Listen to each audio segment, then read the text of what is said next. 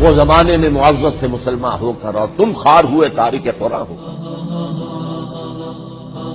خیرکم من تعلم القرآن وعلمہ، تم میں سے بہترین لوگ وہ ہیں جو قرآن سیکھیں اور سکھائیں.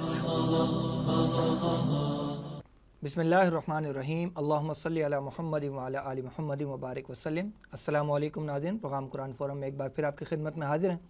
ناظرین، گزشتہ پروگرام میں ہم نے اس بات کو سمجھنے کی کوشش کی کہ جہاد امت مسلمہ پر بحیثیت مجموعی فرض کیا گیا، جبکہ ہم دیکھتے ہیں کہ مکی دور میں مسلمانوں پر بے پناہ ظلم و ستم کے پہاڑ توڑے جا رہے تھے، لیکن اللہ سبحانہ و تعالیٰ کی جانب سے ابھی مسلمانوں کو ہاتھ اٹھانے کی اجازت نہیں ملی تھی.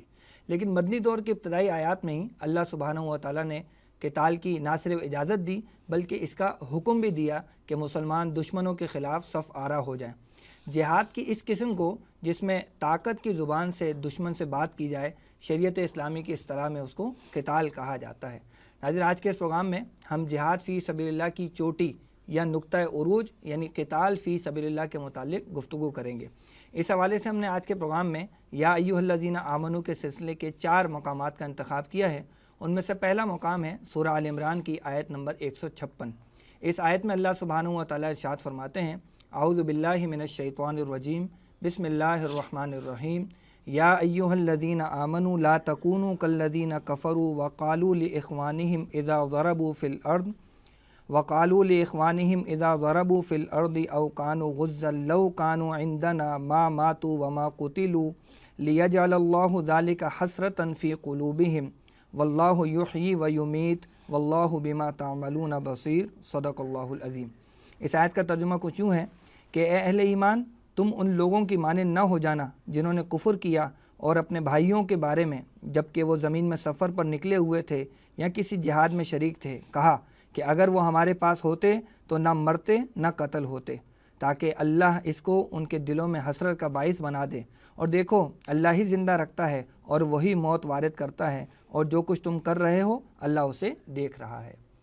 ناظرین، آئیے گفتگو کے سلسلے کو ہم آگے بڑھاتے ہیں اور حسب سابق ہمارے معزز مہمان، معروف دین اسکالر و امیر تنظیم اسلامی محترم جناب شجاع الدین شیخ صاحب ہمارے ساتھ موجود ہیں. آئیے ان سے گفتگو کرتے ہیں. السلام علیکم ورحمۃ اللہ وبرکاتہ. وعلیکم السلام ورحمۃ اللہ وبرکاتہ. شیخ صاحب مزاج؟ الحمدللہ رب العالمین. آپ خیریت سے ہیں؟ اللہ کرم و احسان ہے. شیخ صاحب، گزشتہ پروگرام میں جہاد کے حوالے سے ہم نے تفصیلی گفتگو کی تھی. اس کے مراحل بھی ہم نے سمجھے تھے کہ نفس کے خلاف بھی ہوگا، شیطان کے خلاف بھی ہوگا، اور اس کی چوٹی پھر ہم نے یہ سمجھی تھی کہ وہ باطل کے ساتھ تصادم اور قتال فی سبیل اللہ کا ایک معاملہ پہنچتا ہے. تو آج میرا پہلا سوال آپ سے یہی ہے کہ جہاد اور قتال، یہ جو دونوں الفاظ ہیں، ان میں بنیادی طور پر کیا فرق ہوتا ہے؟ بسم اللہ الرحمن الرحیم. نحمدہ ونصلی علی رسولہ الکریم. اللہم صلی علی محمد وعلی آل محمد وبارک وسلم. یقیناً آج کا پروگرام بھی پچھلے پروگرام کے تسلسل میں ہے کہ ہم نے پچھلی مرتبہ جہاد اور پھر جہاد فی سبیل اللہ پر تفصیل سے کلام کیا تھا، اور جیسے کہ آپ نے خود ابھی انٹرو میں ارشاد فرمایا اور ابھی سوال کے دوران میں بھی آپ نے ارشاد فرمایا کہ جہاد کا معاملہ عمومی اعتبار سے ہے اور اس کی چوٹی جو ہے وہ قتال فی سبیل اللہ. یہی دونوں میں بنیادی فرق ہے. جہاد جوہد سے بنا ہے، کوشش کرنا، محنت کرنا. پھر ہم نے اس کو یوں بھی جانا کہ مجاہدہ، کوشش کے مقابلے میں کوشش، اور مقصود اگر ہے اللہ کے کلمے کی سربلندی تو یہ جہاد فی سبیل اللہ ہوگا. البتہ یہ کوششوں کے ٹکراؤ میں جہاں نفس کے خلاف ٹکرانا ہے، شیطان سے ٹکرانا ہے کہ نفس کی نہیں ماننی، شیطان کی نہیں ماننی، رب کی ماننی ہے، یہی خارج میں اور آگے بڑھیں تو اجتماعی سطح پر ایک نظام باطل اگر ہو، کفر کا نظام ہو، اللہ کی شریعت نافذ نہ ہو، تو اس باطل نظام، کفریہ نظام کو ختم کرنے کی جد و جہد کی جائے گی.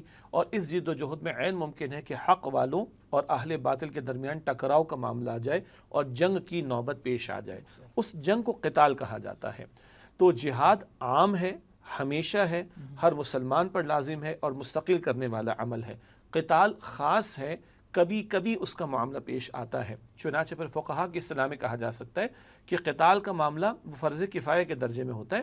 کچھ لوگ مسلمانوں کی جانب سے وہ قتال میں شریک ہو جاتے ہیں تو وہ قتال کے تقاضے پورے ہو جاتے ہیں. ہاں کبھی امکان ہو سکتا ہے کہ سارے مردوں کے نکلنے کا تقاضا کیا جائے، جیسے کہ غزوہ تبوک کے موقع پر نبی علیہ السلام کے دور میں ہوا. البتہ قتال کا عمومی معاملہ فرض کفایہ کے درجے میں ہوتا ہے، یعنی جنگ کا معاملہ کہ کچھ مسلمان کر لیں کہ بقیہ کی طرف سے ادا ہو جائے گا. جہاد کا معاملہ ہر ایک پر لازم ہے ہے اور وہ ہر ایک نے کرنا ہے اور زندگی کی آخری سانس تک کرنا ہے۔ ایک اور انداز سے لے لیں، جہاد کا لفظ مکی صورتوں میں استعمال ہوا اور نبی اکرم صلی اللہ علیہ وسلم مکی صورتوں میں بھی جہاد کا ذکر آتا ہے کہ جہاد کریں، وجاہدہم بہ جہادا کبیرا، سورہ فرقان آیت نمبر 52 ہے 52، انمی سے جہاد کیجئے، بڑا جہاد قرآن حکیم کے ذریعے، لیکن جنگ کوئی نہیں ہوئی۔ مکہ مکرمہ کے 13 برس جہاد کا عمل ہوا ہے۔ بدر کا معاملہ ہے سن 2 ہجری میں، جب باقاعدہ جنگ کی نوبت پیش آئی ہے، غزوات کا سلسلہ شروع ہوا، وہ قتال کہلاتا ہے۔ جہاد کا عمل 13 برس مکے کے دوران میں بھی جاری رہا اور اس کے بعد پھر قتال کا مرحلہ حضور علیہ السلام کی حیات طیبہ میں آتا ہے۔ جزاک اللہ۔ شیخ صاحب، جہاد کا تو معاملہ ہے کہ بندہ اپنے ذات سے ہی شروع اس کو کر سکتا ہے اور پھر آگے اس کے مراحل بڑھتے چلے جاتے ہیں، لیکن یہ جو قتال فی سبیل اللہ ہے، اس تک پہنچنے کی یقیناً کچھ شرائط ہوں گی، کچھ لوازمات ہوں گے جن کو پورا کرنا ہوگا، وہ کچھ اگر بیان ہو جائے۔ جی اچھا، ایک تو یہ بھی جان لیجئے کہ قتال فی سبیل اللہ کا معاملہ مختلف اعتبارات سے پیش آ سکتا ہے۔ کبھی تو وہ جو ہم نے ابھی بھی ذکر کیا کہ باطل نظام کے خاتمے کے لیے جنگ تک کی نوبت پیش آ جائے، کبھی یہ بھی ممکن ہے کہ اسلامی ریاست قائم ہو چکی ہو اور آگے اسلامی ریاست نے کسی ظلم کے خاتمے کے لیے، مظلوموں کی داد رسی کے لیے کھڑا ہونا ہو، تب بھی قتال کا معاملہ پیش آ سکتا ہے۔ ایک اسلامی ریاست قائم ہو جائے تو اللہ کے دین کے اس غلبے اور اس انقلاب اسلامی کی ایکسٹینشن کے لیے بھی قتال کا معاملہ پیش آ سکتا ہے۔ یہ مختلف شکلیں ہو سکتی ہیں۔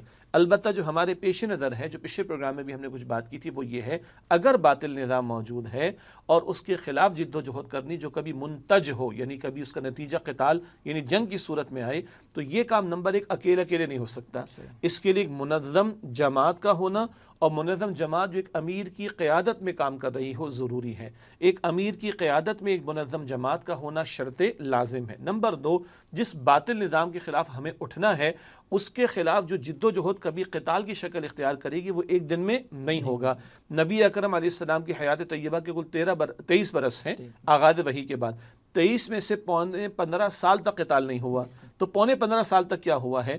دعوت دی ہے اور جماعت بنائی ہے، جماعت کو منظم کیا ہے، صبر کے مراحل سے گزارا ہے، اور جب تک ایسا محسوس نہیں ہوتا، وہاں تو خیر وحی کی تعلیم بھی آ رہی تھی، مگر ہم اخذ کر کے بیان کر رہے ہیں کہ غالب گمان محسوس ہو کہ اب ہم اوور تھرو کر سکتے ہیں باطل نظام والوں کو، اس سے پہلے اقدام نہیں ہوا۔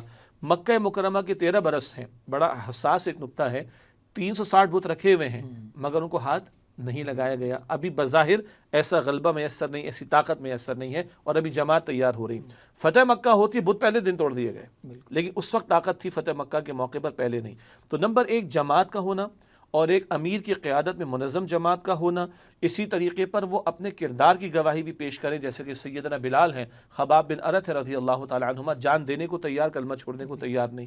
دعوت پیش کی گئی ہو، مکے کے 13 برس سردار ہوں یا معاشرے کے عام افراد ہوں، دعوت ان کو دی گئی ہے، اور جب تک اسباب کی فراہمی اتنی نہیں کہ کوئی ایکشن لیا جا سکے، کوئی تصادم مول لیا جا سکے، تب تک صبر کے مراحل سے جو ہے وہ نبی اکرم علیہ الصلوۃ والسلام نے جو ہے وہ غلبہ دین کی جد و جہد کے دوران میں ابھی جنگ نہیں چھیڑی، بلکہ جماعت کو مضبوط کیا۔ اور ایک اہم نقطہ جو سورہ انفال میں ہمیں ملتا ہے، اگر کسی سے کوئی معاہدے ہوں تو علل اعلان معاہدات کو ختم کیا جائے اور پھر کسی اقدام کی طرف جانے کی کوشش کی جائے۔ اس کی تفصیل البتہ سورہ انفال کی کچھ آیات میں ہمارے سامنے آ جاتی ہے۔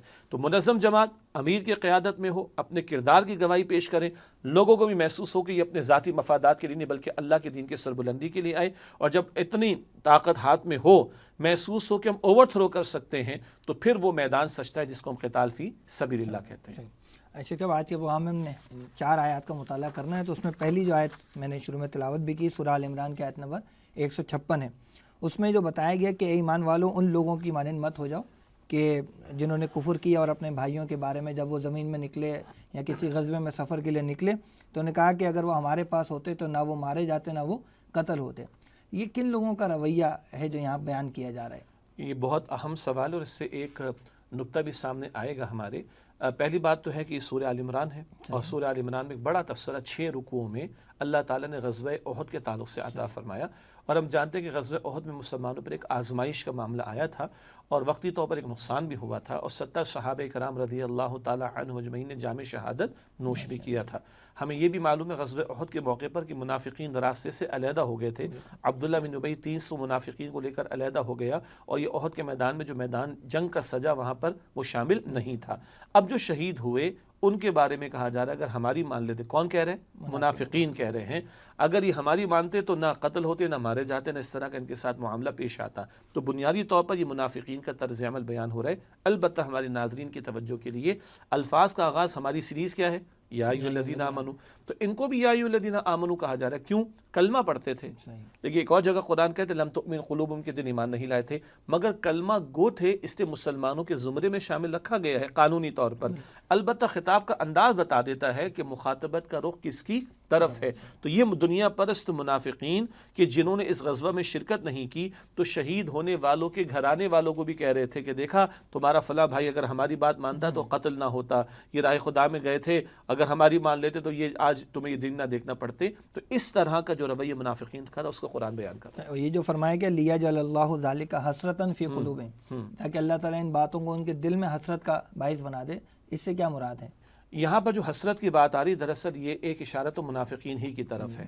ان کا خیال یہ ہے کہ اگر ہم راہ خدا میں نکلیں گے تو قتل ہو جائیں گے، اور آج جو شہید ہو گئے ہیں تو یہ منافقین کہہ رہے کہ دیکھو اس سے عبرت حاصل کرو، یہ کفار کا مقابلہ کرنا تمہارے بس کی بات نہیں ہے. تم جو اپنے دین کی باتیں کرنے چلے ہو یا دین کے لیے محنت کرنے چلے ہو، یہ کوئی محنت کامیاب ہونے والی نہیں ہے. اللہ تعالیٰ اس بات کو ان کے لیے حسرت بنا دے گا. اچھا یہ نکتہ بھی جان لیں کہ 70 صحابہ جو شہید ہوئے ان کو تو جام شہادت مل گیا. شہادت مطلوب مقصود مومن، نہ مال غنیمت نہ کشور کشائی والی بات. مگر آج ان کا یہ خیال ہے کہ ہم نہیں نکلے تو بچ جائیں گے. تو زندگی تو اللہ کے ہاتھ میں، زندگی موت کا فیصلہ اللہ تعالیٰ نے کرنا ہے. اور کوئی یہ سمجھتا ہے کہ وہ قتال کے میدان میں نہیں جائے گا تو بچ جائے گا، ایسا ممکن نہیں ہے. اس کی موت بھی اپنے وقت پر آ کر رہے گی. اور آج جو یہ سمجھ رہے ہیں کہ یہ شہید ہو گئے مسلمانوں کے افراد تو بھائی یہ کامیاب ہونے والے نہیں ہیں. اللہ تعالیٰ اس بات کو حسرت بنائے گا، اور کل اللہ تعالیٰ اپنے دین کو اپنے پیغمبر علیہ السلام اور ان کے صحابہ کے ہاتھوں غالب کر کے دکھائے گا. اور وہ غلبہ جب یہ دیکھیں گے تو ان کو حسرت ہی ہوگی کہ کاش ہم نے یہ رویہ اختیار نہ کیا، ہم نے بھی اپنا حصہ ڈالا، اپنا حصہ ڈالا ہوتا. صحیح. عاشق صاحب، یہ جو اللہ کی راہ میں جو بندہ اپنی جان قربان کر دیتا ہے، معروف ہماری زبان میں اس کو شہید کہا جاتا ہے. منافقین تو ان کے بارے میں سمجھ رہے ہیں کہ وہ ناکام ہو گئے، لیکن ہمارا دین ان کے کیا عمومی فضائل بیان کرتا ہے، اس پر کچھ کلام ہو جائے. قرآن حکیم میں سورہ البقرہ کی آیت نمبر 154 بہت معروف ہے. وَلَا تَقُولُوا لِمَن يُقْتَلُ فِي سَبِيلِ اللَّهِ أَمْوَاتٌ بَلْ أَحْيَاءٌ وَلَٰكِن لَا تَشْعُرُونَ. جو لوگ اللہ کی راہ میں قتل یعنی شہید کر دیے انہیں مردہ مت کہو، بلکہ وہ تو زندہ ہیں مگر تمہیں ان کی زندگی کا شعور نہیں ہے. اور سورہ آل عمران ہی میں آیت میں آتا ہے 169 آیت نمبر ہے کہ عند ربہم یرزقون، انہیں ان کے رب کے ہاں سے رزق عطا کیا جاتا ہے. اسی طرح احادیث میں کئی اعتبارات سے اس کا ذکر ملتا ہے. پہلی تو بات یہ کہ شہادت کا رتبہ اتنا بلند ہے کہ اللہ کے پیغمبر علیہ السلام کی اس خواہش کا ذکر میں حدیث مبارک میں ملتا ہے بخاری شریف میں کہ والذی نفسی بیدی، اس ذات کی قسم جس کے ہاتھ میں میری جان ہے، میری تمنا ہے کہ میں اللہ کی راہ میں قتل یعنی شہید کیا جاؤں، پھر زندہ کیا جاؤں، پھر قتل یعنی شہید کیا جاؤں، پھر زندہ کیا جاؤں، پھر قتل یعنی شہید کیا جاؤں. تو یہ حضور کی تمنا تھی کہ اللہ تعالیٰ شہادت کا رتبہ عطا فرمائے. اب سوال آ سکتے ناظرین کی طرف سے پھر ایسا کیوں نہ ہوا؟ تو اس کا ایک جواب یہ دیا گیا کہ رسولوں کے بارے میں اللہ کا طے شدہ اصول ہے. کتب اللہ لاغلبن انا ورسولی، سورہ مجادلہ کی آیت نمبر 21 میں اللہ نے طے فرما دیا میں اور میرے رسول غالب رہیں گے. شہید ہو جانا مقام بہت بلند، ظاہری اعتبار سے شہید کرنے والا سمجھتا میں جیت گیا. تو اللہ کے پیغمبر کا معاملہ یہ نہ ہوا صلی اللہ علیہ وآلہ وسلم، مگر ان الفاظ سے حضور نے شہادت کے بلند مرتبے کی طرف توجہ ضرور دلا دی. اسی طرح اللہ کے نبی صلی اللہ علیہ وآلہ وسلم ارشاد فرماتے ہیں کہ ایک شہید اپنے گھر کے 70 افراد کی شفاعت کر سکے گا. یہ سنن ابی داؤد کے اندر روایت ذکر کی گئی ہے. بعض روایات ہو سکتی ہیں کہ جن کے فضائل، جن کے سند کے اعتبار سے کچھ کلام کا معاملہ ہو، لیکن ہمیشہ یاد رکھنا چاہیے فضائل کے بیانات میں ان احادیث کو قبول کیا جاتا ہے. یہ بھی محدثین نے اصول بیان فرمایا. اسی طرح حدیث میں ذکر آتا ہے کہ خون کا پہلا قطرہ شہید کا گرتا ہے، اس کے گرنے کے ساتھ ہی اس کی مغفرت کر دی جاتی ہے. اسی طریقے پر اللہ کے نبی صلی اللہ علیہ وسلم ارشاد فرمایا 2 قطرے اللہ تعالیٰ کو بہت پسند. ایک وہ قطرہ جو اللہ کے خوف سے آنکھ سے بہ جائے، اور دوسرا وہ قطرہ خون کا جو اللہ کی راہ میں قتال کرتے ہوئے بندے کے وجود سے بہ جاتا ہے. اللہ تعالیٰ سے ہمیں دعا کرنی چاہیے کہ اللہم ارزقنا شہادۃ فی سبیلک، کہ اللہ اپنی راہ میں شہادت کا رتبہ عطا فرما.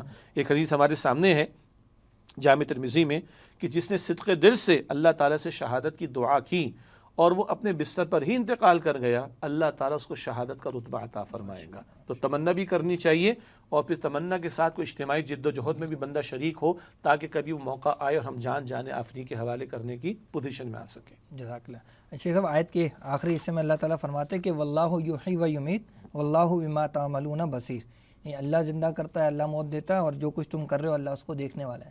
یعنی 3 صفات یہاں اللہ تعالیٰ کی بیان ہوئی ہیں، تو اس کا مضمون سے کیا ربط بن رہا ہے؟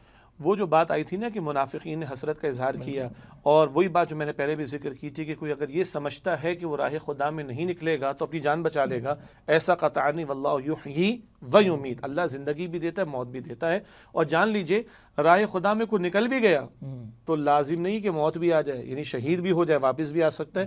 اور بہترین اگزامپل جو ہم کوٹ کر سکتے ہیں وہ سیدنا خالد بن ولید کی رضی اللہ تعالیٰ عنہ، جسم کے ایک ایک حصے پر نیزے تلوار کے زخم موجود، اور وہ فرماتے ہیں کہ دیکھو میں بستر پر جا رہا ہوں اللہ کے حضور، زندگی اور موت تو اللہ تعالیٰ کے اختیار میں ہے، اور نہ ایک لمحہ آگے ہوتا نہ ایک لمحہ پیچھے ہوتا ہے۔ تو یہ وہ مقامات قرآن حکیم کے جو ہمیں ترغیب دلاتے ہیں، تشویق دلاتے ہیں کہ جب راہ خدا میں جان کا نذرانہ پیش کرنے کا موقع آئے، بلکہ تقاضا آئے، تو بندہ مومن رکے نہ۔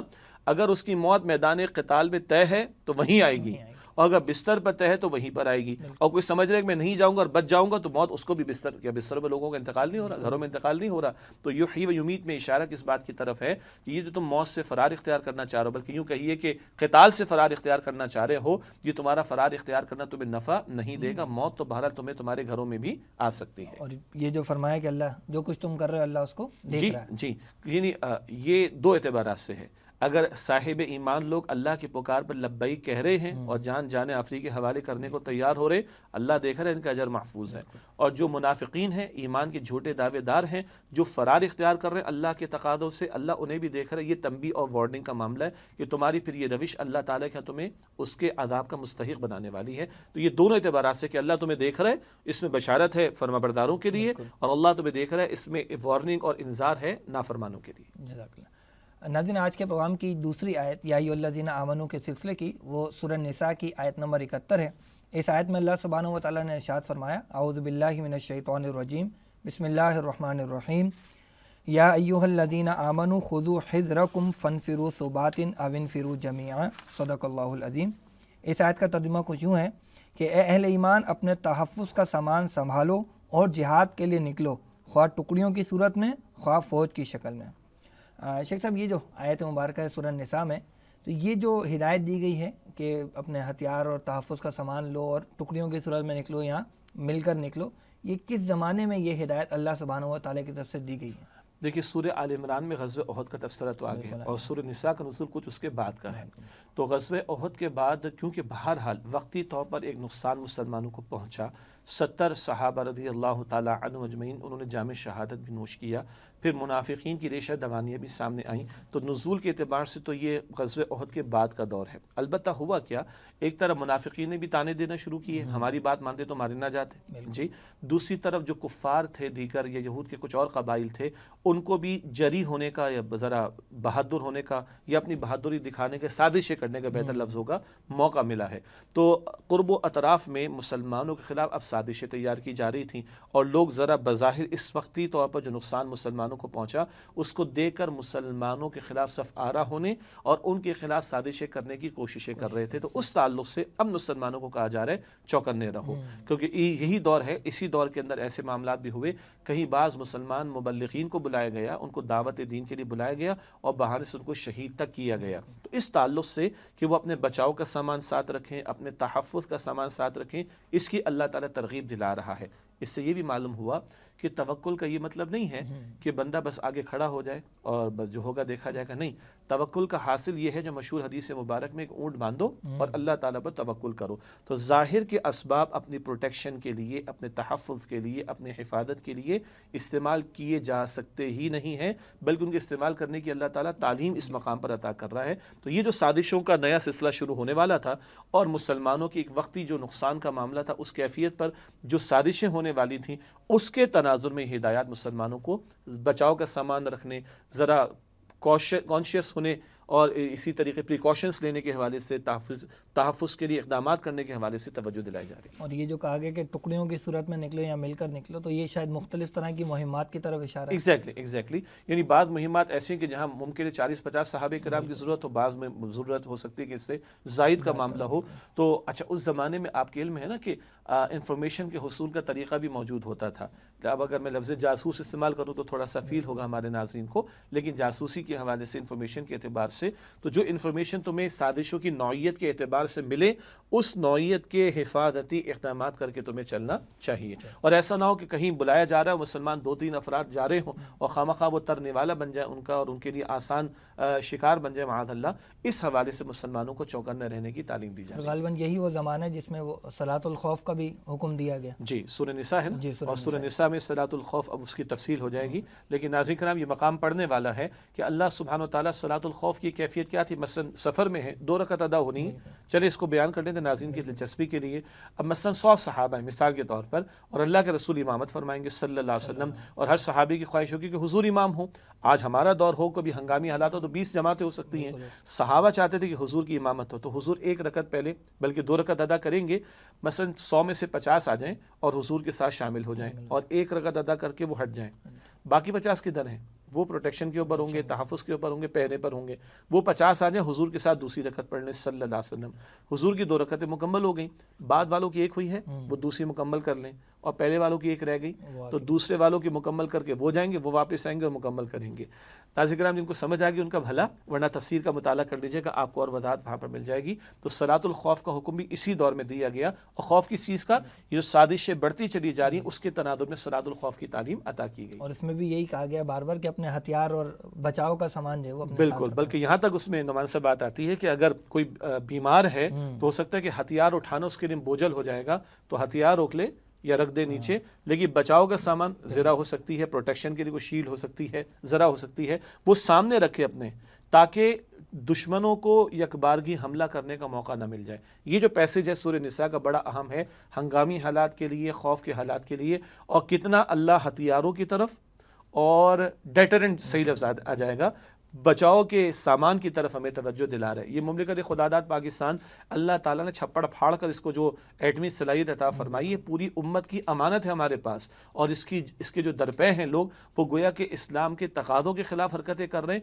اور امت کو خاص طور پر اس طرف توجہ دینے کی ضرورت ہے کہ یہ ڈیٹرنٹ نہ ہو تو کتنے لوگ ہمیں ترنے والا سمجھ کے کھا جائیں گے۔ تو ڈیٹرنٹ، بچاؤ کا سامان، اللہ کا کلام یہاں سورہ نساء میں بھی اور سورہ انفال میں بھی توجہ دلاتا ہے۔ جزاک اللہ۔ محترم ناظرین، پروگرام میں وقت ہوا ہے بریک کا۔ بریک کے بعد جب حاضر ہوں گے تو بقیہ 2 آیات جو سورہ توبہ کی آیت نمبر 38 اور سورہ توبہ ہی کی آیت نمبر 123 ہے، اس کا بھی ہم انشاءاللہ مطالعہ کریں گے۔ قتال فی سبیل اللہ کے حوالے سے گفتگو جاری رہے گی۔ فی الوقت اجازت دیجیے۔ السلام علیکم ورحمۃ اللہ وبرکاتہ۔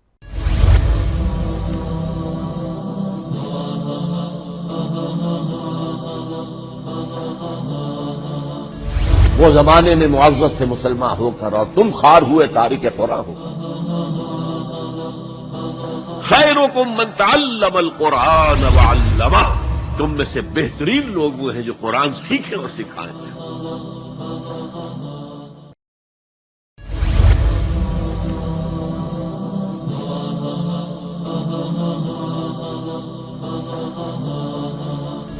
وہ زمانے میں معزز تھے مسلمان ہو کر، اور تم خوار ہوئے تارک قرآن ہو۔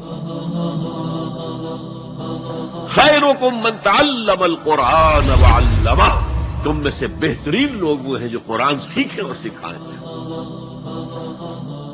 السلام علیکم ورحمۃ اللہ وبرکاتہ۔ محترم ناظرین، پروگرام قرآن فورم میں ایک بار پھر آپ کو خوش آمدید کہتے ہیں۔ ناظرین، آج کے پروگرام میں ہم گفتگو کر رہے ہیں قتال فی سبیل اللہ، اور اس کے حوالے سے اللہ تعالیٰ نے مختلف مقامات پر جو ہدایات عطا فرمائی ہیں اس کے تعلق سے۔ اب تک ہم نے 2 آیات کا مطالعہ کیا ہے، سورہ آل عمران کی 1 آیت پڑھی ہے، اور اس کے بعد سورہ نساء کی بھی 1 آیت ہم نے پڑھی۔ 2 آیات مزید شامل پروگرام ہیں یا ایھا الذین آمنوا کے سلسلے کی۔ اس میں اگلی جو آیت ہے وہ سورہ توبہ کی آیت نمبر 38 ہے۔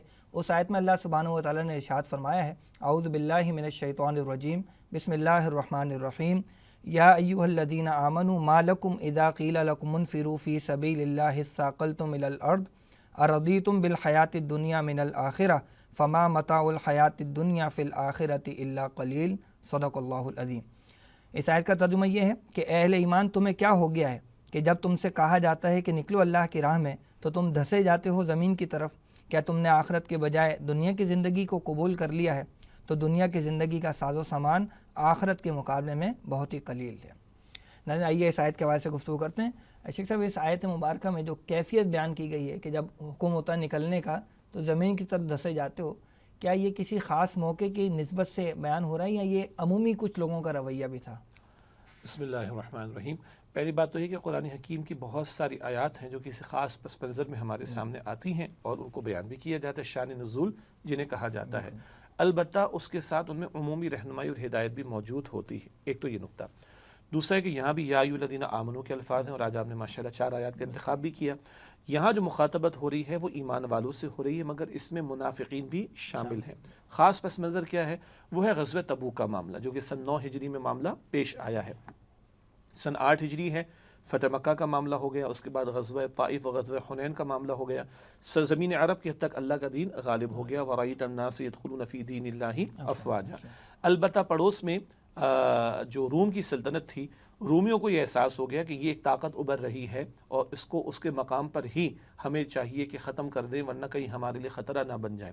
اس کا یہ مطلب ہوا کہ اس وقت دنیا میں قیصر اور کسریٰ 2 معروف سپر پاورز کہلاتی تھیں. تو یہ قیصر کو یعنی روم والوں کو محسوس ہوا کہ یہ کوئی طاقت ابھر رہی ہے. اس سے پتہ چلا کہ اسلام صرف کونے کھدرے میں بیٹھ کر چند نمازوں اور چند تسبیحات کا تقاضا نہیں کرتا، وہ ایک غلبہ چاہتا ہے اپنا، اور اس غلبے کو لوگ محسوس کریں جیسے کہ رومیوں نے محسوس کیا. چنانچہ ان لوگوں نے ارادہ کرنا چاہا کہ مسلمانوں کے خلاف حملہ آور ہوں. اللہ کے پیغمبر صلی اللہ علیہ وسلم تک اطلاع تھیں اور وحی کی رہنمائی تو موجود تھی. آپ صلی اللہ علیہ وسلم نے خود آگے بڑھ کر ارادہ کیا کہ ان کے خلاف ہم لشکر کشی کریں، بجائے اس کے کہ وہ کوئی ارادہ کریں اور تیاری کریں، ہم کیوں نہ آگے بڑھ کر. چنانچہ اللہ کے نبی نے نفیر عام کا معاملہ فرمایا صلی اللہ علیہ وسلم. یعنی یہ وہ واحد موقع ہے غزوہ تبوک سن 9 ہجری سلطنت روما کے خلاف تبوک کی طرف جانے کا معاملہ، جب نفیر عام کا معاملہ ہوا. ہر ایک کے نکلنے کو لازم کیا جا رہا ہے، ہر ایک کا نکلنا لازم ہے. عام حالات میں فرض کفایہ کے درجے میں ہو جاتا ہے، کچھ لوگ چلے جائیں گے، باقیوں کی طرف سے ادا ہو جائے گا. اچھا، ہر ایک کے نکلنے میں مرد مراد ہیں، عورتوں سے یہ تقاضا نہیں. آج تو ہمارے عورتوں کو جو ہے وہ جلسوں میں بھی باہر، سڑکوں پر بھی باہر، اور دھرنوں میں بھی باہر، اور پتہ نہیں کہاں کہاں باہر، اور اس سے آگے بڑھ کر دین کے نام پر باہر. یہ کوئی مزاج دین سے بات مطابقت نہیں رکھتی، مردوں کی بات ہو رہی ہے. لیکن اب ہر ایک کا نکلنا لازم کیا گیا. اب جو حضور کی طرف سے نفیر عام لگی ہے تو منافقین کو جان جاتی ہوئی نظر آئی. اول تو شدید گرمی کا موسم بھی، اور سلطنت روما سے ٹکرانے کا، تو کہنے ان کا دماغ خراب ہو گیا، معاذ اللہ. منافقین ان کی زبان پر یہ جملے آ گئے. اور پھر فصل تیار تھی کھجور کی، فصل نہ اتاری جائے تو ضائع ہو جائے گی. سینکڑوں میل کا سفر کا معاملہ ہے تو سواریاں بھی کم ہیں، اور باری باری لکھا ہے کہ 18 افراد پر ایک اونٹ تھا آن ایوریج، باری باری بیٹھتے تھے. جی، کبھی پتے بھی کھانے پڑ گئے ہیں. پانی کی کمی تھی تو اونٹوں کو نہر کیا گیا اور ان کے اندر جو اسٹوریج ہوتا ہے پانی کا اس کو استعمال کیا گیا. اسی لیے اس کو جیش العسرہ بھی کہا گیا، بڑی مشقت اور مشکلات والا لشکر. یہ سب کچھ جب ہونا تھا تو منافقین کو جان جاتی ہوئی نظر آئی. تو ان الفاظ میں ان کو تو سرزنش کی جا رہی ہے، اور عین ممکن ہے ظاہری حالات کو دیکھ کر اگر کچھ مسلمان جو نیک نیت تھے، اگر کچھ کمزوری آ رہی ہے تو ان کو توجہ ہو جائے. چنانچہ سب نکلے ہیں، اور مخلص صحابہ میں سے چند رہ گئے تھے جن کے حوالے سے قرآن نے سورہ توبہ میں ذکر کیا، اور ان کی توبہ کی قبولیت کا اعلان بھی ہوا. لیکن منافقین کو جان جاتی ہوئی نظر آئی، اور انہوں نے جھوٹے بہانے بھی بنائے، اور اس طرح کا جو معاملہ اختیار کیا. اس پر پوری ترجمانی یہاں پر اس آیت کریمہ میں آ رہی ہے کہ کیا ہو گیا تمہیں کہ تم اللہ کی راہ میں نکلتے نہیں ہو، تم دنیا کی زندگی کو محبوب سمجھتے ہو، اور تمہیں اثاقلتم الی الارض کہ تم زمین پر دبے جاتے ہو. کیا مطلب؟ بوجھل محسوس کر رہے ہو، تمہیں جان جاتی ہوئی نظر آ رہی ہے. یہ سرزنش منافقین کے لیے. اور اگر سچے مخلص مسلمانوں میں کوئی کمی کمزوری تھی تو ان کو تو اس سے حوصلہ مل گیا، بلکہ ان کی آنکھیں کھل گئیں، اور وہ کیونکہ نیک نیت تھے، نفاق نہیں تھا، وہ تو اللہ تعالیٰ کی راہ میں نکل پڑے. تو یہ سارا پس منظر غزوہ تبوک کے تعلق سے یہاں پر بیان ہو رہا ہے. اچھا، آپ نے بھی گفتگو میں یہ بات ارشاد فرمائی کہ یہاں نفیر عام کا معاملہ رکھا گیا تھا، تو کیا اس سے پہلے کبھی یہ نوبت نہیں آئی تھی؟ وہاں پہ ترغیب و تشویق سے ہی کام چل جایا کرتا تھا. اور اگلی بات یہ کہ یہاں اگر وہ ضرورت پیش آئی ہے تو کیوں آئی ہے؟ یعنی اس سے پہلے کبھی یہ معاملہ کیوں نہ ہوا؟ جی، پہلی بات تو یہ کہ یہ لشکر تھا 30,000 کا، اور اللہ کے نبی صلی اللہ علیہ وسلم کے دور مبارک میں اس سے بڑا لشکر کبھی بھی نہیں نکلا. اور ٹکراؤ کس سے تھا؟ سلطنت روما کے ساتھ. اور ظاہری بات ہے ان کی تو لاکھوں کی افواج کا معاملہ تھا، تو اس تناظر میں بھی بہرحال جو کچھ میسر ہے اس کو لے کر جانا ضروری تھا. ایک بات. اگلا یہ سوال آپ کا کیا اس سے پہلے کہ بھی اس طرح کا معاملہ؟ ہاں، اس سے پہلے اس طرح کا معاملہ دور نبوی میں پیش نہیں آیا کہ سب کے نکلنے کو لازم کیا گیا ہو. ترغیب تھی، تشویق تھی، نکلنے والوں کا درجہ بلند تھا، لیکن جو نہیں نکلتا تھا اس کو سرزنش نہیں کی جاتی تھی. البتہ اس موقع پر ایک تو سلطنت روما کا معاملہ، بہت بڑی سلطنت، بہت بڑی تعداد، اور دوسرا یہ بھی تو ضروری تھا کہ بعد میں امت کے لیے تعلیم موجود رہے کہ کبھی ایسا بھی معاملہ آ سکتا ہے کہ پھر تو نکلنا ہی پڑے گا. تو خود حضور کے دور میں اللہ کے حکم سے یہ معاملہ آ گیا، اللہ تعالیٰ نے اس طرح کا معاملہ فرما دیا تاکہ آئندہ امت میں کبھی ایسے مواقع آ جائے کہ ہر ایک کے نکلنے کی لازم ہونے کی بات آ جائے تو حضور کا اسوہ بھی اور نہ نکلنے والوں پر سرزنش کا معاملہ بھی سامنے رہے. تو یہ ہے جو واحد موقع ہے دور نبوی میں نفیر عام کا، ورنہ اس سے قبل وہ اکثر فرض کفایہ کے درجے میں بات تھی، کچھ چلے جاتے تھے تو باقیوں کے اوپر سے وہ فرض ساقط ہو جایا کرتا تھا. اور یہاں پر بھی جن کے عذر تھے ان کو قبول کیا گیا، عذر قبول کیے گا. اب یہ تو سورہ توبہ میں تفصیل ہے، کوئی معذورین آ گئے ہیں، خواتین کا تو نکلنے کا معاملہ نہیں تھا، کچھ بیمار لوگ ہوں گے، کچھ ایسے بھی تھے جو حضور کے ساتھ جانا چاہتے تھے صلی اللہ علیہ وسلم، مگر حضور نے فرمایا کہ بھائی سواریاں نہیں ہیں، تو وہ روتے ہوئے چلے گئے. سب نے اپنے عذر پیش کیے، ویلڈ عذر تھے، ان کے عذر قبول کیے گئے.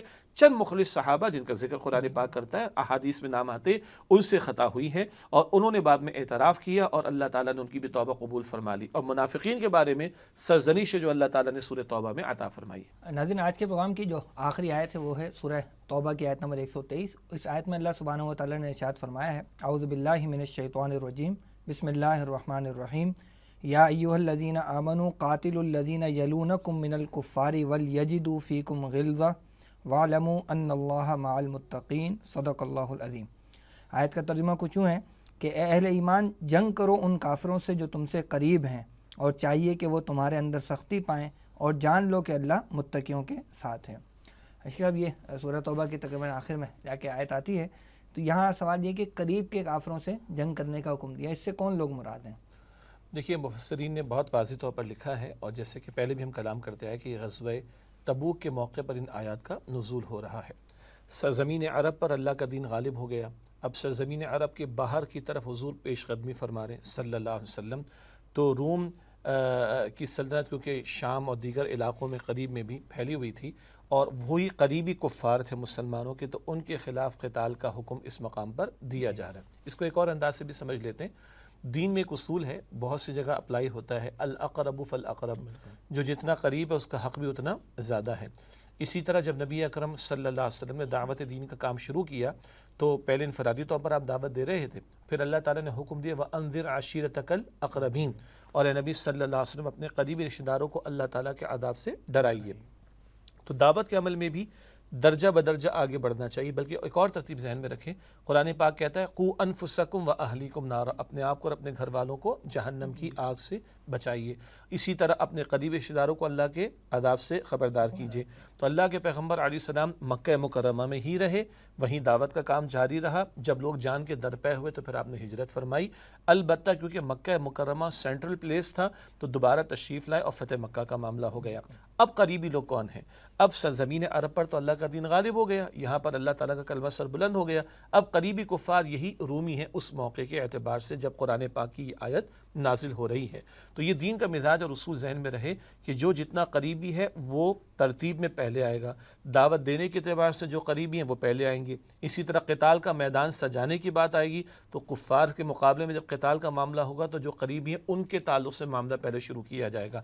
اس کو ایک اور انداز سے دیکھیے، اس دین نے غالب تو پوری زمین پر ہونا ہے انشاءاللہ تعالیٰ قیامت سے قبل، مگر ایک وقت میں ہر جگہ کا معاملہ تو نہیں ہوگا. تو جو جتنا قریبی ہوگا کفار کے اعتبار سے ان سے قتال کا معاملہ پہلے ہوگا، پھر درجہ بدرجہ بات آگے بڑھے گی، تا آ کے یہ معاملہ قیامت کے قریب کل روئے ارضی پر پورے دین کے غلبے پر منتج ہوگا، یعنی وہاں پر جا کر دین پورے زمین پر مکمل طور پر غالب ہوگا. صحیح. اچھا، اس میں ایک تو یہ بات بھی واضح ہے کہ دین جو ہے وہ یعنی صرف عرب کی حد تک نہیں آیا، وہ ساری دنیا کے لیے آیا ہے، اور اللہ کے رسول صلی اللہ علیہ وسلم بھی تمام انسانوں کی طرف رسول ہیں. اچھا، اس میں جو آگے فرمایا گیا وہ یہ کہ وَلْيَجِدُوا فِيكُمْ غِلْظَةً، چاہیے کہ وہ تمہارے اندر سختی پائیں. تو یہ سختی سے یہاں پہ کیا مراد ہے؟ آپ کی اجازت سے، آپ نے جو پچھلے جملے ارشاد فرمائے بڑے قیمتی ہیں، کیونکہ ہمارے بعض لوگوں کا تصور ہے کہ دین کا غلبہ ہو گیا اللہ کے رسول کے دور میں صلی اللہ علیہ وسلم، معاملہ ختم ہو گیا. بھائی معاملہ ختم نہیں ہوا، وقت فرصت ہے، کہاں کام ابھی باقی ہے، نور توحید کا اتمام ابھی باقی ہے. سرزمین عرب پر ہوا، پوری زمین کی طرح پیش قدمی ہونی چاہیے. حضور نے آغاز فرما دیا صلی اللہ علیہ وسلم. سیدنا عمر فاروق رضی اللہ تعالیٰ عنہ کے دور میں 22 لاکھ مربع میل تک ہم پہنچے، حضرت امیر معاویہ رضی اللہ تعالیٰ عنہ کے دور میں 44 لاکھ مربع میل تک پہنچے، لیکن قیامت سے قبل پوری زمین پر ہونا ہے، اور وہ ذمہ داری اب ختم نبوت کے بعد دین کی دعوت اور دین کے نفاذ کی جد و جہد کی ہم مسلمانوں پر عائد ہوتی، یہ بات کلیئر رہنی چاہیے۔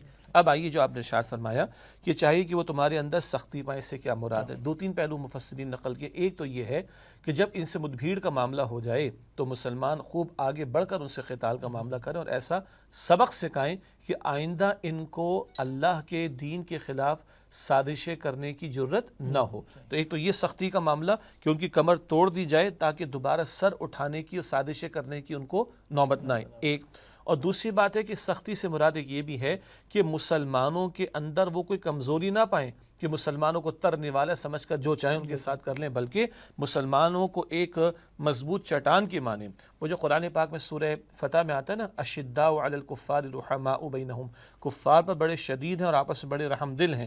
یہاں شدید ہونے سے مراد مار دھاڑی نہیں ہے، یہاں شدت سے مراد کیا ہے؟ مسلمانوں کے استقامت کا معاملہ، ان کے ڈٹے رہنے کا معاملہ، ان کے جمے رہنے کا معاملہ، کہ کفار کسی طور پر بھی تمہارے اندر کمزوری نہ محسوس کریں اور تمہیں ترنے والے سمجھ کر تمہارے خلاف صف آرا نہ ہو جائے۔ اشیاء آخر میں اللہ تعالیٰ فرماتے ہیں کہ وَاعْلَمُوا أَنَّ اللَّهَ مَعَ الْمُتَّقِينَ، جان لو کہ اللہ تعالیٰ متقیوں کے ساتھ ہے۔ تو یہاں پر متقیوں سے کون لوگ مراد ہیں، یا یہاں پر تقویٰ کا کیا تقاضا ہے؟ دیکھیے، ایک تو یہ ہے کہ اللہ سبحانہ وتعالیٰ کا دین جب ہمیں قتال تک کا بھی حکم دیتا ہے تو اس کے لیے بھی کچھ پیرامیٹرز بتاتا ہے، اس کے لیے بھی کچھ حدود و قیود بتاتا ہے اور کچھ ضابطے بتاتا ہے، اور وہ ضابطے ہمیں اللہ کے نبی مکرم صلی اللہ علیہ وسلم نے عطا فرمائے ہیں۔ تو ایک طرف تو یہ ذہن میں رہے کہ مسلمان کی جس طرح خوشی بھی اللہ کے حکم کے پابند، مسلمان کی غمی بھی اللہ اور اس کے رسول علیہ السلام کی تعلیم کی پابند، مسلمان کا قتال کرنا بھی اللہ اور اس کے رسول کی تعلیم کے پابند ہوگا صلی اللہ علیہ وآلہ وسلم۔ مثال کے طور پر کئی مواقع پر جو اللہ کے نبی مکرم صلی اللہ علیہ وسلم نے ہدایت عطا فرمائی ان میں یہ بھی شامل ہے درختوں کو نہ کاٹنا۔ ہاں کبھی ضرورت پیش آ گئی، غزوہ بنو نذیر کا معاملہ سورہ حشر میں آتا ہے تو کچھ درخت کاٹے گئے، اس کے علاوہ بات ہو رہی ہے درختوں کو نہ کاٹنا، فصلوں کو نہ اجاڑنا، جانوروں کو نہ مارنا، اچھا عورتوں کو قتل نہ کرنا، بچوں کو قتل نہ کرنا، بوڑھوں کو قتل نہ کرنا، ہتھیار ڈال دے قتل نہ کرنا، ایک راہب اپنے راہب خانے میں کھڑا عبادت کر رہا ہے اس کو قتل نہ کرنا۔ تو بچا کون؟ جو خود لڑنے مرنے کو آیا اسی کو۔ اچھا مزے کی بات بلکہ عجیب بات کہ اگر میدان جنگ ہے، سورہ توبہ کا آج کتنا حوالہ آیا جی، سورہ توبہ ہی کے شروع میں جہاں قرآن بڑے سخت الفاظ مشرکین کے لیے بیان کرتے ہیں کہ 4 مہینے کی مہلت ہے، مانو ورنہ گردن اڑا دی جائے گی، وہاں بھی قرآن کہتا ہے وَإِنْ أَحَدٌ مِّنَ الْمُشْرِكِينَ اسْتَجَارَكَ فَأَجِرْهُ حَتَّى يَسْمَعَ كَلَامَ اللَّهِ، اگر مشرکین میں سے کوئی پناہ مانگے تو اسے پناہ دے دو۔ یہ میدان جنگ کے تعلق سے بات آ رہی، حتیٰ یسمع کلام اللہ، یہاں تک اس کو اللہ کا کلام سننے کا موقع مل جائے۔ ثم ابلغوا مأمنا، پھر اس کو اس کے جائے امن تک پہنچاؤ۔ یہ نہیں کہ تجھے سنا دے گن پوائنٹ پہ قبول کرواؤ، نہیں، جائے امن کو پہنچاؤ تاکہ وہ فری ول سے چاہے تو قبول کر لے۔ تو بھائی بچا کون؟ جو خود لڑنے مرنے کو آمادہ ہو گیا۔ اسلام نے آ کر، نبی اکرم علیہ السلام کی تعلیم نے آ کر جنگوں کو بھی پابند کیا ہے قیود کا۔ تو اس معاملے میں تقوی یہاں پر کیا ہے کہ اللہ تعالیٰ اور اس کے رسول علیہ السلام نے جو حدود متعین فرما دی ان حدود کو پامال نہ کرنا، چاہے دشمن کے خلاف سفارہ ہو، تم ہو رہے ہو دشمنوں سے نمٹنے کو جا رہے ہو، اللہ کے باغیوں سرکشوں کے مقابلے میں تم کھڑے ہو رہے ہو، مگر اس کھڑے ہونے میں بھی اللہ کا تقوی دل میں ہونا چاہیے اور جو حدود و قیود معین کر دی گئی اس کو پامال نہ کیا جائے۔ شیخ صاحب یہ آیات پہ تو گفتگو ہو گئی، ہم تاریخ اسلام کا اگر مطالعہ کرتے ہیں تو نبی اکرم صلی اللہ علیہ وسلم کے مدنی دور سے اگر ہم شروع کریں تو خلافت عثمانیہ کا دور جب تک رہا ہے تو ہمیں نظر آتا ہے کہ مسلمان ہمیشہ جو ہے وہ قتال کے معاملے کے لیے تیار رہا کرتے تھے، تربیت بھی ہوتی تھی، سب کچھ رہا کرتا تھا۔ لیکن خلافت عثمانیہ کے خاتمے کے بعد یا سلطنت عثمانیہ کے خاتمے کے بعد ہمیں نظر آتا ہے کہ مسلمانوں کے اندر وہ چیز ہے نہیں۔ تو اس کی کچھ ریزنز ہیں کہ مسلمانوں سے پیچھے ہٹتے چلے گئے یا ایمان کی کمزوری ہے، کیا وجوہات ہیں؟ وجوہات تو وہ ہیں جو آپ نے اشارہ بھی کیا، ایمان کی کمزوری کا معاملہ، حب دنیا کا معاملہ، اور جب خوف خدا دل سے نکل جائے، اللہ پر توکل دل میں نہ رہے، اللہ پر اعتماد نہ رہے، دنیا مطلوب اور مقصود بن جائے تو پھر خلافت عثمانیہ بھی ختم ہوتی ہے اور پھر ہم دوسروں کے زیر نگی بھی آتے ہیں۔ اللہ کے پیغمبر صلی اللہ علیہ وسلم نے فرمایا کہ ان قریب وقت آئے گا، سنن نبی داؤد کی روایت ہے، قومیں مل جل کر ایک دوسرے کو تم پر حملہ کرنے کی دعوت دیں گی، جس طرح دسترخوان سجا دینے کے بعد آواز لگتی ہے کہ آ جائیں کھا لیں، لوگ کھانے پہ ٹوٹ پڑتے ہیں۔ اسی طرح اقوام تمہیں ایک دوسرے کو تمہارے خلاف دعوت دیں گی، وہ تم پر حملہ آور ہو جائیں گی۔ تو اللہ کے پیغمبر صلی اللہ علیہ وآلہ وسلم کے صحابہ کرام عرض کرتے ہیں یا رسول اللہ صلی اللہ علیہ وسلم کہ ہماری تعداد کم ہوگی۔ آپ نے فرمایا بل انتم کثیر، تمہاری تعداد تو بہت ہوگی۔ تو پھر یا رسول اللہ یہ کیوں ہو جائے گا صلی اللہ علیہ وسلم؟ آپ فرمایا تم میں وہن پیدا ہو جائے گا۔ عرض کی کہ وہن کیا ہوتا ہے؟ فرمایا حب الدنیا و کراہیت الموت، دنیا کی محبت اور موت سے نفرت۔ جب یہ معاملہ آئے گا تو قومیں تم پر حملہ آور ہوں گی۔ اور آج ہم اس قدر زیر نگیں ہیں جہاد کے راستے کو چھوڑ کر، غلبہ دین کی بات کو چھوڑ کر، ہم اس قدر زیر نگیں ہیں کہ آج ہم اپنے پیٹرول کے ریٹ بھی ان کے کہنے پر تبدیل کرتے ہیں، بڑھاتے ہیں، بجلی کے ریٹ ہم بڑھاتے ہیں، اور ہمارے کچھ ہمت نہیں رہی۔ آج اس ذلت اور رسوائی کی سطح پر ہم جو پہنچے وہ حب الدنیا و کراہیت الموت کا معاملہ ہے۔ دوسری بات نعمان صاحب یہ ہے کہ سلطنت عثمانیہ کا خاتمہ کچھ اپنے بھی تھے نا آستین کے سانپ، اور عربوں اور عجم کے درمیان جو ایک نفرت پیدا کی گئی، اور غیروں نے کس طرح عربوں کو اور اپنے ہی لوگوں کو یعنی مسلمانوں کو استعمال کیا، اور یہ سارے خاتمے کے معاملات چلے۔ تو بہرحال پھر وہی بات آتی ہے، اپنی کرسی کے لیے، اپنے اقتدار کے لیے، اپنے منصب کے لیے، دنیا کے لیے، مال اور دنیا کی محبت میں ڈوب کر دین کا بھی لوگ سودا کر جاتے ہیں۔ تو یہ ساری وجوہات تو ہیں، لیکن بہرحال اب ایک ہے مرثیہ کہنا اور ایک ہے کہ نہیں، ہمیں اس کیفیت سے نکلنا چاہیے اور ہمارے اندر شوق شہادت، ذوق جہاد پیدا ہونا چاہیے، اور یہ تصور کہ ہم صرف اس لیے پیدا نہیں کیے گئے کہ نماز روزہ زکوٰۃ ادا کر لیا اور یہ سارے ہمارے دین کے تقاضے پورے ہو گئے، قطعا نہیں۔ جس دین کے ہم ماننے والے ہیں وہ ہم سے اللہ تعالیٰ کی بندگی کا تقاضا بھی کرتا ہے، اللہ کے دین کی دعوت کا تقاضا بھی کرتا ہے، اور اللہ کے دین کے قیام و نفاذ کی جد و جہد کا بھی ہم سے مطالبہ کرتا ہے۔ ان فرائض کو ادا کرنا، اس کے کمتر پر ہمارے لیے نجات ممکن نہیں ہے۔ الحمدللہ امت میں زوال تو چل رہا ہے، الحمدللہ اس پہ نہیں کہہ رہا، اگلے جملے کے لیے الحمدللہ کہہ رہا ہوں، لیکن یہ احساس پیدا ہوا ہے۔ پچھلے 20-25 برس پہلے تک خلافت کے لفظ کو ہم سنتے نہیں تھے۔ آج اللہ تعالیٰ کا شکر ہے کہ ہمارے بزرگوں، ہمارے اسلاف، ہمارے اساتذہ، ہمارے امت، تمام مکاتب فکر کی بات کروں، ان بزرگوں کی کچھ محنتوں کے نتیجے میں بات چلی ہے، اور آج عام نوجوان مسلمان کی زبان پر بھی خلافت کا لفظ آ رہا ہے۔ تو اگر آج یہ بات چلی ہے تو اس بات کو اور آگے بڑھانے کی ضرورت ہے، دین کا جامع تصور واضح کرنے کی ضرورت ہے، اور اللہ کے پیغمبر کا مشن کیا تھا وہ واضح کرنے کی ضرورت ہے۔ اللہ کے دین کے غلبے کی جد و جہد حضور نے فرمائی، طائف گئے ہیں، احد کے میدان میں آپ کا خون عطر بہا، 70 صحابہ کی جانیں احد کے میدان میں، 259 صحابہ کی جانیں 23 برس کی جد و جہد کے دوران میں۔ تو اس مقصد کے لیے جو انہوں نے محنتیں کی، آج وہ مقصد ہمارے سامنے ہے کہ وقت فرصت ہے، کہاں کام ابھی باقی ہے، نور توحید کا اتمام ابھی باقی ہے۔ ایسا سب ایک تو ہے وہ کافر دنیا جہاں حکمران بھی کافر ہیں اور عوام بھی کافر ہیں۔ بالکل، دنیا کے بہت سے ممالک ایسے بھی ہیں جو مسلمان ممالک سمجھے جاتے ہیں، لیکن وہاں بھی ہم دیکھتے ہیں کہ نظام یعنی معیشت کے اعتبار سے یا سیاست کے اعتبار سے وہ دوسروں ہی کا رائج ہے، اللہ کا دین وہاں پر نافذ نہیں ہے۔ تو وہاں کے رہنے والے، خود اس میں ہمارا ملک پاکستان بھی کسی حد تک شامل ہے، تو وہاں کے رہنے والے کس طریقے سے وہ کوشش کریں کہ وہاں اللہ کا دین جو ہے وہ کچھ غلبے کی پوزیشن وہاں پر آئے۔ ماشاء اللہ، بہت اہم نقطہ ہے آپ کا۔ آپ نے مسلم ممالک کی بات کی ہے، جن کو اسلامی ممالک بھی لوگ کہہ دیتے ہیں۔ تو پہلے تو ایک وضاحت ہم کر دیں، یہ 57 مسلمانوں کے ملک ہیں، ابھی یہ اسلام کے ملک نہیں بنے ہیں۔ ہاں، ایک کا نام اسلامی جمہوریہ پاکستان بھی ہے، پون صدی یعنی 75 برس گزر چکے ہیں، پون صدی کا معاملہ 75 برسوں کا معاملہ ہے، آج تک یہاں اللہ کا دین بتمام و کمال غالب نہ ہوا۔ یہ مرثیہ کہہ رہے ہیں، کیا کر سکتے ہیں، لیکن عرض کرنے کا مطلب ہے کہ یہ مسلم ممالک ہیں، اسلامی ممالک نہیں ہیں، پہلی بات۔ دوسری بات، ان ممالک میں بہرحال عوام بھی مسلمان ہیں اور حکمراں بھی مسلمان، ان کی فورسز ہیں وہ بھی مسلمان، خواہ پاکستان میں ہو، ایجپٹ میں ہو، ترکی میں کہیں اور ہو، سارے سامنے مسلمان ہیں۔ تو محنت تو یہاں بھی ہمیں کرنی ہے۔ اچھا، بعض لوگوں کا خیال ہے بس دعوت کا کام کرتے ہیں، دین غالب ہو جائے گا، تو پھر اللہ کے رسول علیہ السلام کو نہ ہجرت کرنا پڑتی، نہ صحابہ کی جانیں قربان کرنا پڑتی۔ بعض لوگوں کا خیال ہے کہ بھئی قتال کا راستہ اختیار کرنا چاہیے اور جنگ کرنی چاہیے۔ بھئی مسلمان ہیں سامنے، یہ بہت بڑا معاملہ ہے، اور اس کو فقہا خروج کے مسئلے کے طور پر بیان فرماتے ہیں۔ مسلمان کلمہ پڑھنے والا حکمراں ہے مگر شریعت کے احکامات نافذ نہیں کرتا، کبھی کبھی کھلم کھلا کفر کے تقاضے کر رہا ہے یا کافرانہ روش پر آ چکا ہے، تو کیا اس کے خلاف ریولٹ ہو سکتا ہے، اس کے خلاف مسلح بغاوت ہو سکتی ہے؟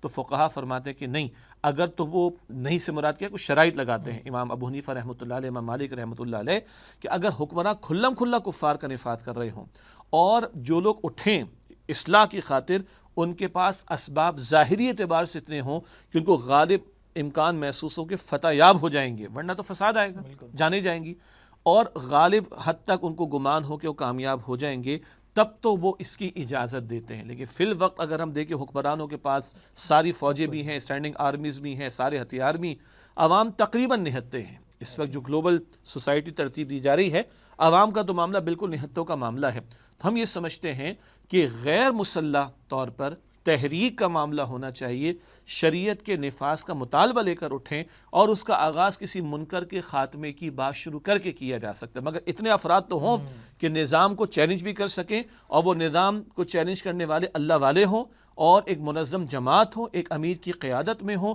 ان کی زندگی گواہی دے کہ ان کو کرسی اقتدار اور پیسہ روپیہ نہیں چاہیے، ان کو اللہ کی شریعت چاہیے، تو کسی منکر کے خاتمے کا مطالبہ لے کر کھڑے ہو سکتے ہیں. بعض لوگوں کا خیال ہے کہ انتخابی سیاست کا راستہ اختیار کر لیں، تو 75 برس کی تاریخ گواہی دے چکی کہ یہ راستے سے چہرے بدلتے، نظام نہیں بدلتا. تو ہم سمجھتے ہیں کہ تحریک کا راستہ، منظم تحریک، ایک امیر کی قیادت میں اور شریعت کا مطالبہ. لوگ اپنے حقوق کے لیے کھڑے ہوتے ہیں نا، فلاں کا حق، فلاں کا حق، تو بھئی اللہ کے حق کے لیے کھڑے ہو، اللہ کی شریعت کے نفاذ کے مطالبے کے حق کو لے کر کھڑے ہو. تو ہم سمجھتے ہیں کہ یہ وہ پہلو ہے، تحریک کا راستہ وہ راستہ ہے کہ جو انشاءاللہ اگر ایک امیر کی قیادت میں ہو، ایک منظم جماعت ہو جنہوں نے اپنے کردار کی گواہی پیش کی ہو، دعوت دین کا حق ادا کیا ہو، اور وہ کھڑے ہوں گے تو اللہ تعالیٰ کی مدد بھی شامل حال ہوگی.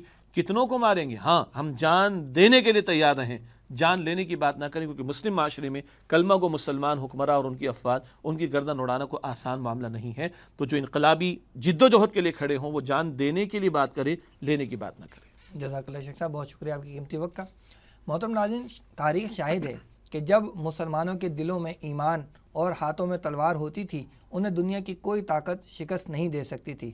اور جب مسلمانوں کے اندر آرام پرستی، سکون طلبی، جا پسندی اور موسیقیت وغیرہ در آئے، تو وہ دیگر قوموں کی غلامی کے اندھیرے غار میں دھکیل دیے گئے اور ان کا وجود تاریخ کی کتابوں میں دفن ہو گیا. اللہ تعالیٰ اس زوال سے ہم سب کو نجات عطا فرمائے. اللہ تعالیٰ امت مسلمہ کو عروج عطا فرمائے. آمین. آج کے پروگرام کے لیے بس اتنا ہی. انشاءاللہ آئندہ پروگرام میں ایک نئے موضوع کے ساتھ آپ کی خدمت میں حاضر ہوں گے. تب تک کے لیے اجازت دیجیے. السلام علیکم ورحمۃ اللہ وبرکاتہ.